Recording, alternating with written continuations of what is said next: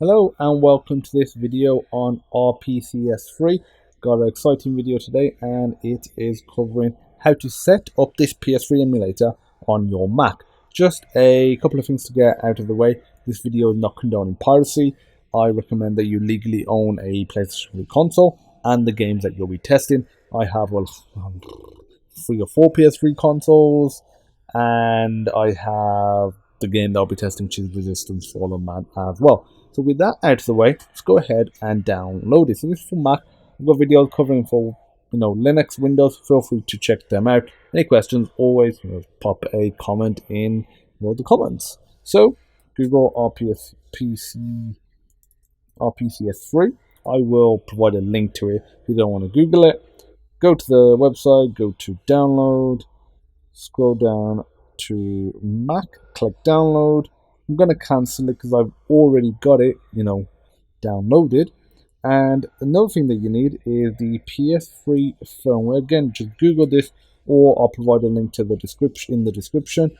Download the latest version, which is 4.89 as of now, as it is basically pretty much an unsupported system now.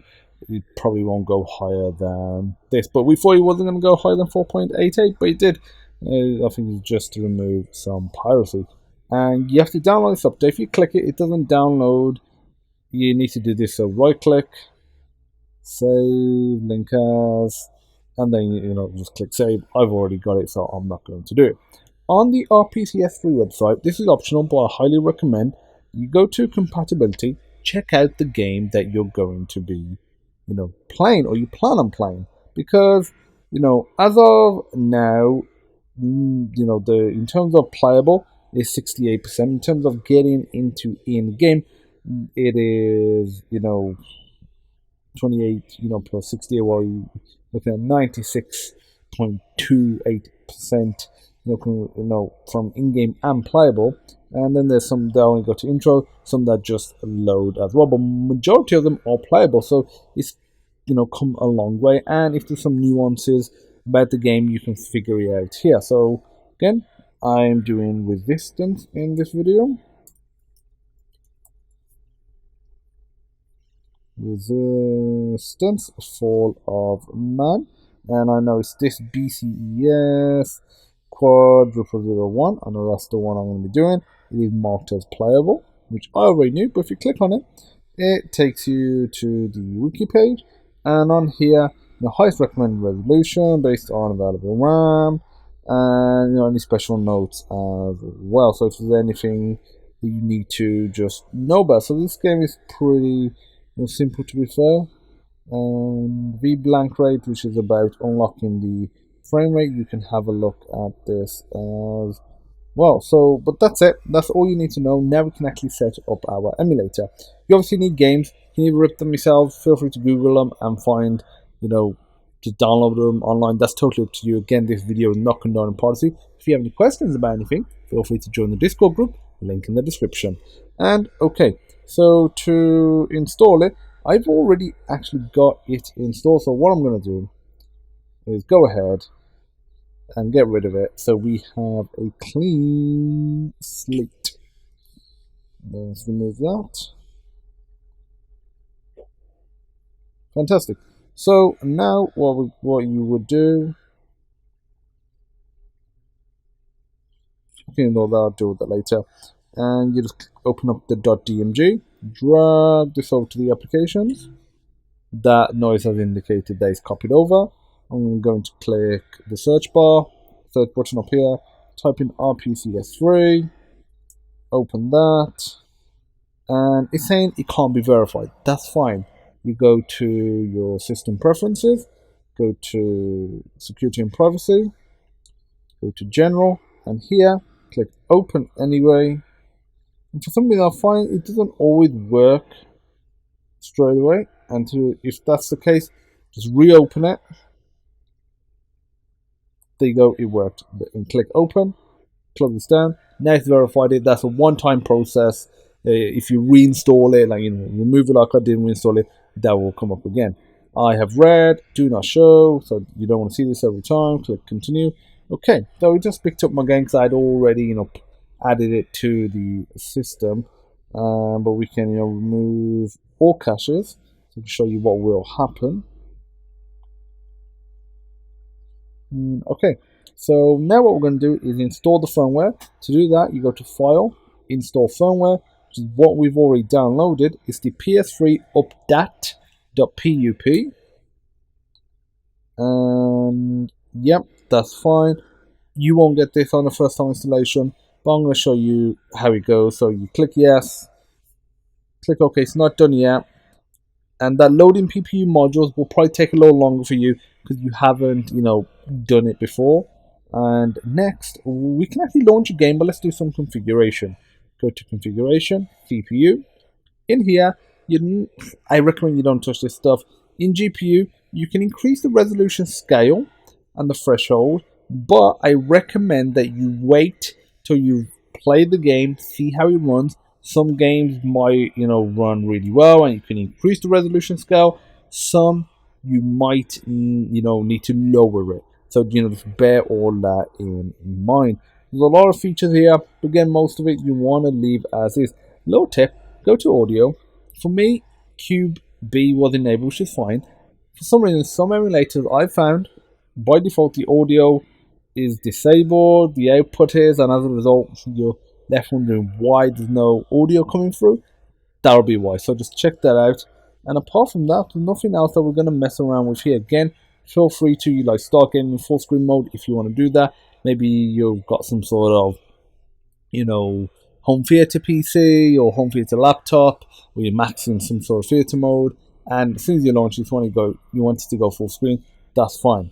Click pads, and in here you can set up your controller. So as you can see, it's 1 to 7. Remember, the PlayStation 3 controller could support up to 7, pads, and which was pretty cool. So it had LEDs on the back of them. Just fanboying out right now, but it was 1, 2, 3, 4, which represents player 1, 2, 3, 4. If you went to player 5, it would do 4 and 1. You put those LEDs on, that'll be 5.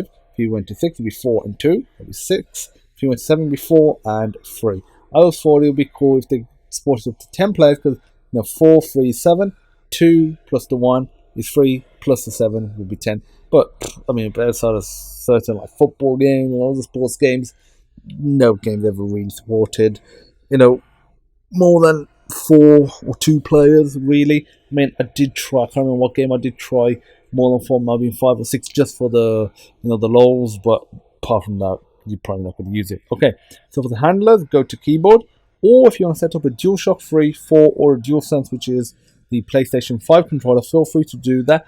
I'm going to have separate videos covering that, so feel free to check them out. And I'm just going to do keyboard in this. By default, I'm overall liking the layout. What I'm going to do is change the right stick to be I, J, because I don't actually have a right stick because I'm on my laptop, so I want it slightly different. I'm happy with these. And for this, I'm going to do U, Y,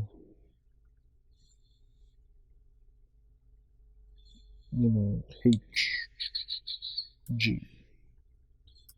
And that's it. That's all I'm going to deal with right now. You can change it to the DJ or the drum or the dance mat input. You can do that, which is really cool. Another thing that you can do is set profile. So I can click add profile. I'm not going to add one, but you can do, and you can have different controller configurations for different games, different genre of games, maybe different people that are playing. It's fantastic. One of the great things about emulators. Click save, and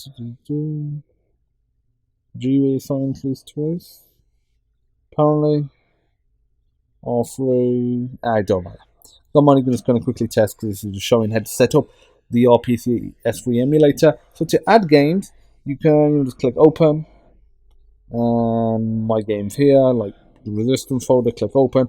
It adds it to the game list, and it's launching it up now. And again, setting up the PPU module, because remember, I just removed them, can take a bit of time the first time. That's not a problem. It's just something you got to be patient for. So this is really exciting because this is on Mac. Because up to not that long ago, you could not do it on Mac. You had to have either a Windows or Linux machine, because you couldn't use the newer OpenGL stuff on Mac. But now with the Meta API and Vulkan, there's a lot of emulators that are now accessible on Mac. RPCS3 being one of them. So if you have a Apple Silicon Mac, which is basically the M1, M2, M1X Macs, and the future ones as well, that's fine. If you have the Intel, ones, the newer Intel ones like the Core i7 or the Core i9 ones, they work fine as well. So feel free to check them out. You'll probably get the best experience out of the Apple Silicon ones, because that's what Apple's pushing in terms of their go-to laptop, and as a result, they're the one that's going to get the most love in terms of drivers and updates and firmware and etc. etc. So it's almost compiled the PPU module now, just a couple of more minutes, or not minutes, seconds I should say. And you can either double click or click the green icon and you'll go full screen. I'm not interested in doing that right now, but as you can see, it's launched the game. I remember when I first tried Resistance Fallen Man on the RPCS3 emulator quite a few years ago on my Windows machine, which is really powerful, and it just ran terrible. The emulator has come a long way. So, turning volume down. I can go to campaign. I'm just going to go to multiplayer,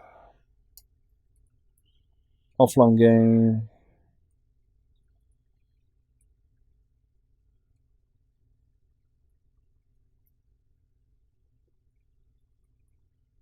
Let's create it.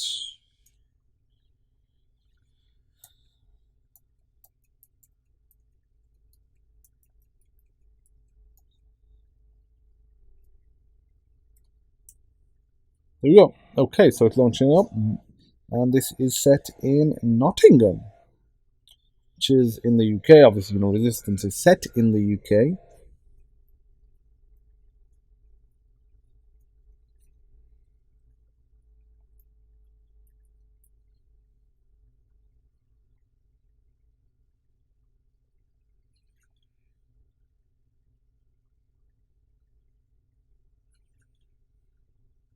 I think this is the weapon that you can shoot through walls, I believe.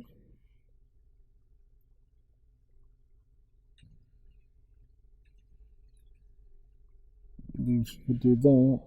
Yes, you can. It's a pretty badass weapon.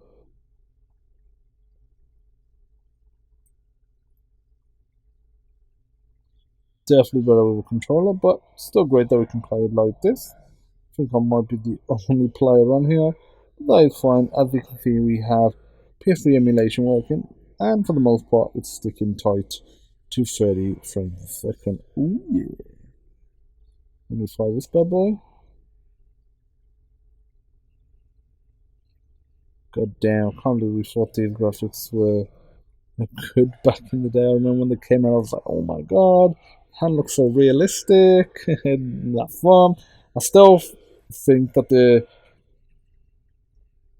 the when you shoot like glass in like a window and the glass cracking and it breaking stuff, I think that's some of the most realistic glass I've seen. Maybe I'm wrong. I will go back and play it some more and I'll see how right time, because with these things a lot of time, you think it's that way and then you realize, you look at it and you think, okay, that was not the case. Love this weapon as well. The M51 or something carbine. Okay, I'm gonna press cross. Yes. So the thing with the PC RPCS3 emulator, you can't do save states. You have to save within the game. And unlike other emulators like PS1, PS2, the reason is when a emulator does a save state anywhere in the game, it just dumps the memory, the RAM. And on the old consoles, when there wasn't that much RAM, dumping a meg, 10 meg, whatever manner, small amount, multiple times does not matter. Whereas with PlayStation 3, you had a fair bit more RAM, and that would, if you're dumping that on multiple save states, that's going to start taking up a lot of storage real quickly, and that's just for each game, each save state. So that's just to bear in mind why that isn't the case. Hopefully, maybe some compression or some sort of techniques that will get better, or it'll happen. And I mean, I'm surprised they haven't just added it and said, okay, use it, at your own risk. But again, it's not there. So that's it. If you have any questions, feel free to post a comment down below. If you like the video, give it a thumbs up. Hit that subscribe button. Help the channel grow. And there's a Discord link in the description where you can see a bunch of new videos, community with over 8,000 members and growing every day, and you can be one of those members. And there is also a bunch of help on how to do videos, like how to set this up, set other stuff up, get all the tools that are required, that sort of stuff. See you soon. Bye bye.